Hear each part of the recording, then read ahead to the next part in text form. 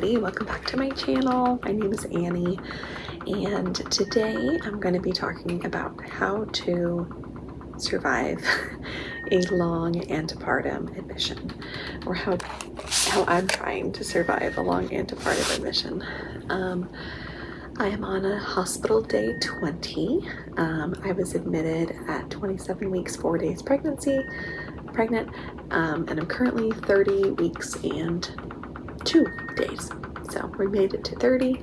We're very excited. We were hoping to be here until 34, at which point we will have our baby. So it's been almost 3 weeks of being in the hospital, and I'll have over 3 weeks more. I mean, just shy of 4 more weeks before I actually deliver. And then obviously I'll have some recovery time here before I go home, and baby will have some time here in the NICU before they go home. So maybe just under halfway done with this admission, hopefully. You know, one of the scary things about being in an antepartum admission is that you kind of have this goal date for your delivery, but it technically could happen at any time. So that's kind of a scary thought. But we're just trying to stay positive and keep our eye on the prize of 34 weeks, and hoping we get there, but also being realistic that things can pop up and we may not get all the way to 34 weeks. For my condition, my doctors have told me about a third of moms make it to 34 weeks, which means 2/3 don't. So I'm hopeful I'll be in that 1/3, but you just have to be aware that you may not. So a couple of my tips here, I think 10 total, are obviously will depend greatly on like what you're here for. I'm here for preeclampsia. I am not in, oopsie, my phone's going off, it's so popular. I am not in labor, my water did not break, I did not have any contractions, I'm not bleeding. So all of that bodes very well for my lifestyle here in the hospital. You know, providing all my pressures continue to look good and my labs look okay, like I definitely have a lot of rights that unfortunately a lot of patients may not have. So if you're here for an antepartum admission because your water's broken, or you have premature labor, or you know, placenta previa or Macreta syndrome, or Macreta spectrum, you're bleeding, and like that obviously might change the way that you might be able to implement some of these tips. But I bet there's hopefully still something here that you might find useful if you find yourself in a similar situation at any point, which I hope you don't. It's not great. But I know there's plenty of women out there and partners of women that might find themselves in this situation. The number one tip, which I've done every single day, I'm proud to say, is to get out of bed and get dressed and make your bed. I try to be completely out of bed made, my husband's bed disassembled, and put myself in real clothes before anyone comes in my room in the morning. And that way I've just started my day, and it looks nice, I hope. I hope that, you know, it looks like I'm, you know, trying to be a good patient, trying to, you know, do all the right things. And I think it's good for the mental health, obviously, not to be in bed unnecessarily. Obviously, there's plenty of women that are here that are on bed rest because they have to be on bed rest. That's obviously a different story, but if you don't have to be on bed rest, try to get up. I try to get up and go to my chair and start my day with, I do journaling in the morning, and kind of have a little morning routine that I follow. So that's been really important for me. But I think it's a good look to your healthcare team also when they come in and they see that you're up and trying and gonna have a positive, good day. I hope it's good. Otherwise I would love 20 more minutes of sleep, but I just don't want them coming in when I'm like still asleep, and I just feel like it doesn't look great. I don't know. Number 2, kind of in similar vein, is to get out of your room if you're able to. The rooms in the hospital are not amazing. I actually have, I think, one of the better rooms in the unit that I'm in. This is my 4th room in this unit, or between the 2 units here, of like active labor and delivery, and then like the antepartum postpartum unit. But it can just be depressing to be in your room all day, a little bit dark, and this side of the building like has windows, but there's like a big overhang that you can see here, so like no actual light comes into your window, and it's just I found it very important for my mental health to actually get up and out of my room every day, which I, in my medical situation, am allowed to do. Obviously check with your medical team, but they all know that I go out and I have a walk outside once a day, and then I usually have a second walk in the hospital at some point, usually later in the day after it's dark or something. I'll just do kind of laps around the hospital, and it just helps me obviously physically stay active and moving, and a little bit more of my normal routine. I had a pretty active lifestyle and a pretty active pregnancy before I got admitted, and so I'm trying to kind of trick the baby into not knowing that I'm in the hospital. So I still try to go for a walk and just get outside and get some fresh air, get some sunshine if the sun's out. Right now it's January 3rd, so we've had some sunny days since I've been here, but kind of cold and crisp sunny, which have been nice. But today it's kind of dark and drizzly, and I still made it out for my walk, but it was raining, and for me it's more important for me to still go out than anything else. Number 3, trust the process. I feel like I've gone through all the stages of grief so far in this admission, from denial that I even have preeclampsia, to anger, to frustration, and sadness, and grief, and all the different things of all the emotions that you feel when you're here. But I'm really trying to trust that the doctors need me here for a reason, that they'll need to deliver this baby at 34 weeks or earlier for a good reason, and really just trust that everything hopefully will be fine. I'm trying to be optimistic, but also realistic. Like, I'm learning about NICU stays and what a premature baby's needs might be that are different than what I was thinking I would be doing in my fresh postpartum world, and planning on, okay, like, once the baby comes, like, the baby's gonna go to the NICU, and will my husband be able to go with her? I won't be able to be there because I'll be on magnesium, and like, we'll just have a C-section, and trying to just trust that all of this is medically necessary, medically indicated, and that it is the right thing for me and for baby. That can be a little bit difficult because I don't feel sick at all. My vitals have all been great ever since admission. They were high, obviously, in triage for them to diagnose me with preeclampsia. My labs have all been good, and so you really, really hope that it stays that way, but you're also realistic that it might not. But yeah, just really trying to trust the process and say la vie about it. No one wants to be admitted in their pregnancy. No one wants to have a baby go to the NICU. No one wants to have an unnecessary C-section. Like, no one wants any of that stuff, but it happens to a lot of women, and it just stinks. And then, it just stinks. Number 4 I have is to advocate for yourself. It can look a variety of ways. One of the ways that I was able to advocate for myself is we had to move rooms. They had to move all the antepartum patients, and the room that I was moved to was fine, but the window was a little bit weird, where like there was a ledge on it, like when you were sitting you couldn't really actually like see out of the window. And then after about a week in that room, I noticed that this one had opened up. I peeked in, saw that it had 2 windows. I thought I just might as well ask if I could move, and they kindly said yes. So I was able to advocate to get a better room. I think they do take pity on the pregnancy prisoners who are going to be here for a long time. So hopefully that probably played into the decision. If I just was supposed to be here for 3 days, I doubt they would have let me move rooms. Advocate to be able to go on walks, like I said, like even just the timing of things. Today was a perfect example, and yesterday actually. I had to get, which I'm on now, some electrolytes going here, and they go over 4 hours, and so they ordered them both days kind of like late morning when I usually try to go out on my walk. The little patio of the hospital that I walk around is kind of only sunny from like 10 to 12, and so I really try to get out there before then, and then I come back for 12 o'clock vitals.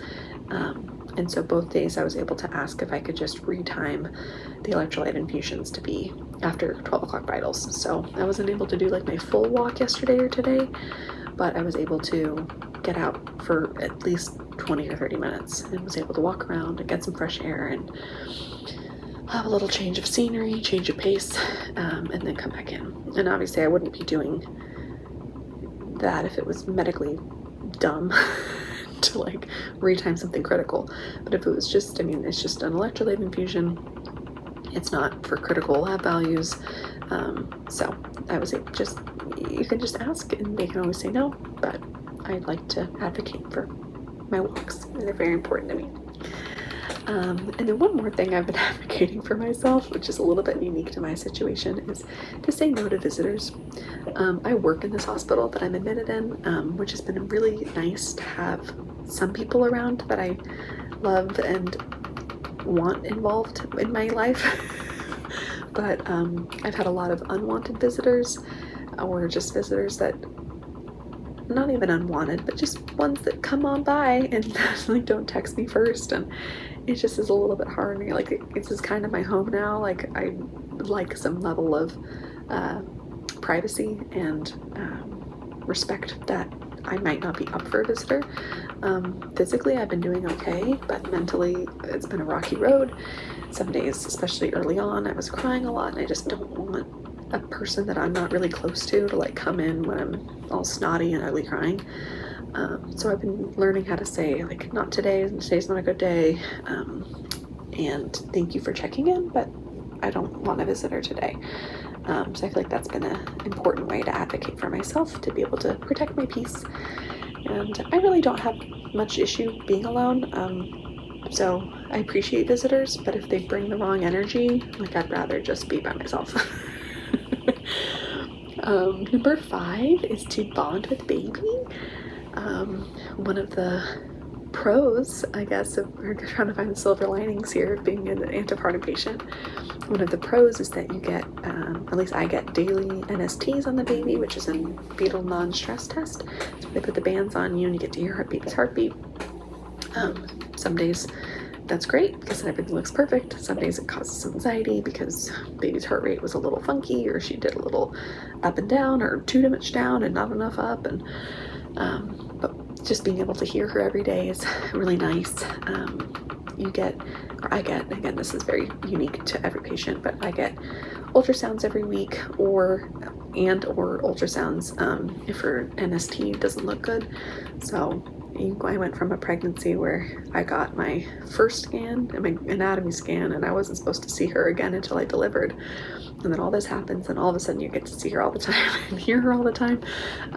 So it's a little bit hard because like the reason you hear her and see her a lot is because something medical has gone on. But it is nice that you do get to see her or him and hear them, and you can kind of bond with them a little bit more that way. I have my ultrasounds like displayed on my wall over there. Oops, you can't really see because of the, there you go. I got ultrasounds over there so I can kind of look at her every day. And then one way that I also bond with the baby is even prior to this hospitalization, my husband and I had made a playlist for the baby that I would listen to in the car whenever I was driving to and from work, of just some like songs that we'll play for her whenever she's born, and kind of like lullaby type of songs, and some of our favorite songs. Just got discovered by my nurse. Where was I? No, she was just coming to check on me. The nursing and the doctors and everyone here have been very lovely. All right, I think we were talking about bonding with the baby with music. Anyway, we had made a baby playlist for the baby, and I was listening to it every day when I was driving, and now I listen to it every day on our NST. And it's just a little way for me to kind of feel connected to the baby and bond with the baby, because you're here for the baby. So you kind of have, you can't help but feel bonded to them extra, which has been really nice. Number 6 is that every day is a milestone and you should be celebrating that.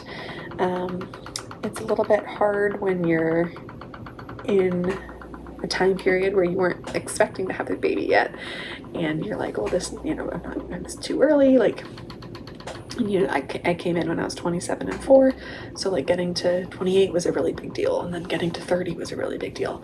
But really getting every single day is a really big deal. I feel like every day after my 8 o'clock vitals, I'm like, not much is gonna happen for the next 4 hours. I'll make it to midnight and I'll be one more day pregnant. I do journaling every day, and I often will write like, I'm the most pregnant I've ever been. And just kind of focusing on like every single day that you are pregnant, you are doing a really good job of being a human NICU.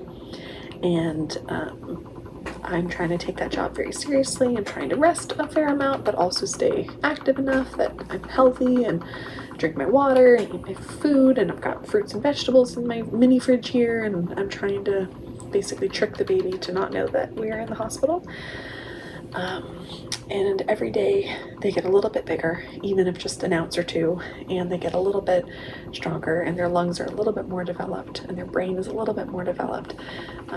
So I really try to focus that like every single day that we are still pregnant is a great day, even if it's not a great day, if that makes sense. Because I'm really struggling with the 34-week goal of like getting to 34 weeks. To me, that still doesn't seem like it's enough. So I just have to kind of remember that like we're lucky to even get to 34. And that right now I'm 30 and 2, and tomorrow I'll be 30 and 3, and that'll be one more day that baby girl has been able to grow. All right, number 7. See if you can take any classes or learn a little bit. For me, I hadn't even ordered my breast pump or anything when I got admitted, and then through the admission they got my breast pump prescription and all that, and they found a company, or the company that my insurance uses has a bunch of webinars and online classes that you can take for things like breastfeeding and pumping and sleep stuff. And they even had one for NICU prep and NICU support, so I took that one yesterday, and they're all covered by my insurance. I'm sure everyone's insurance is different, but then even this time has been a little bit weird because of the holidays. It's currently New Year's. It's like January 3rd, so last week was Christmas, this week was New Year's, but apparently on Wednesdays here they usually have some sort of antepartum class or antepartum lecture or NICU tour or something, where to kind of help prepare the antepartum patients here, or educate them on stuff. So yeah, I'm trying to take some classes, but also I'm not trying to go too deep. Trying to avoid a lot of the internet. Reddit has actually been more help than harm for me. I was worried that I'd dive into some subreddits and get really scared about things, but I joined preeclampsia, and I joined the NICU parents subreddit, and the NICU parents subreddit I feel like is somewhat scary sometimes to read some posts, but they also do a lot of like then and nows, where you can see like their 27 weeker, 29 weeker, 31 weeker then when they were born, and then they'll post a recent picture of them and they're all looking great. So I feel like seeing stuff like that has been really helpful. I know the internet can be dicey on if it's helpful or harmful, but I've actually found the Reddit subreddit of NICU parents to actually be pretty helpful.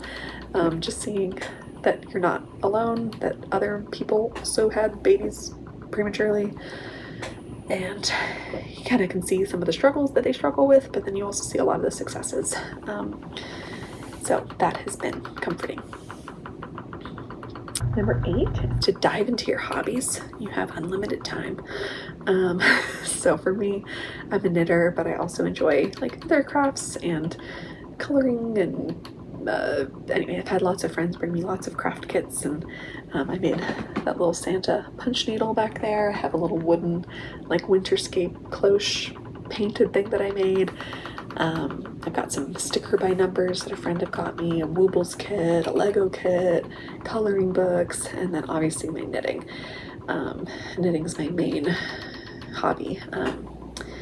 But I didn't even feel like knitting for a little while when I was first admitted.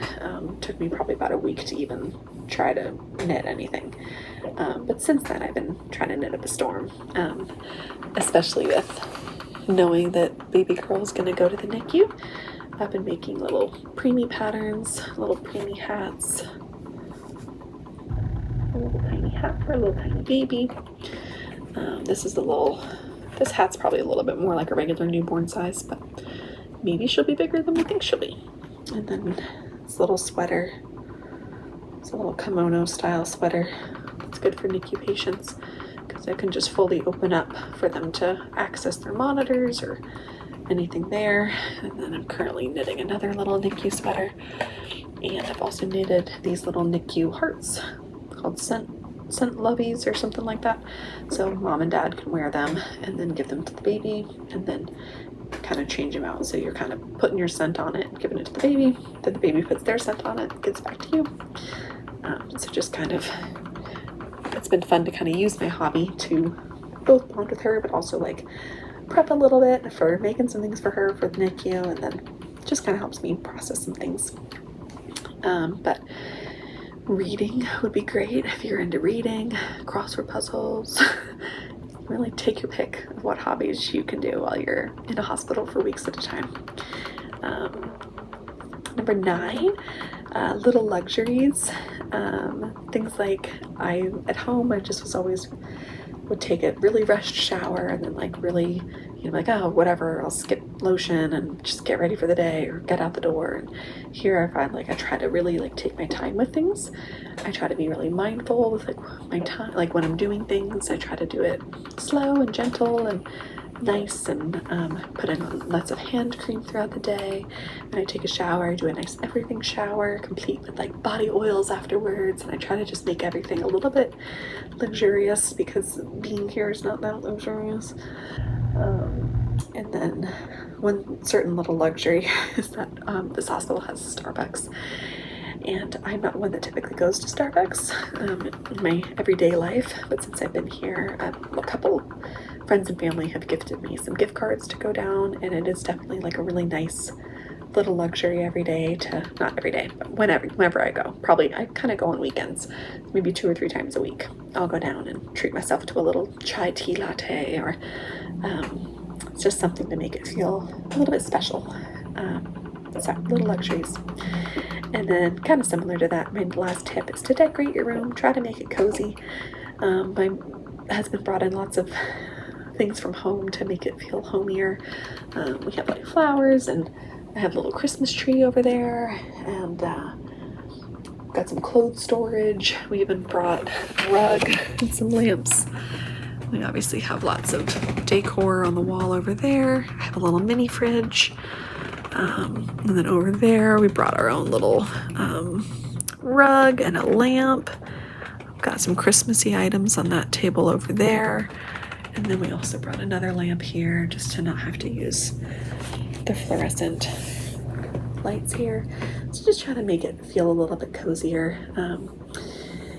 And I have my own blanket on the bed, stuff like that. I didn't go too hard, I don't think. I don't know, everyone comments on my room and that it's like the nicest patient's room they've seen, which makes me feel very good.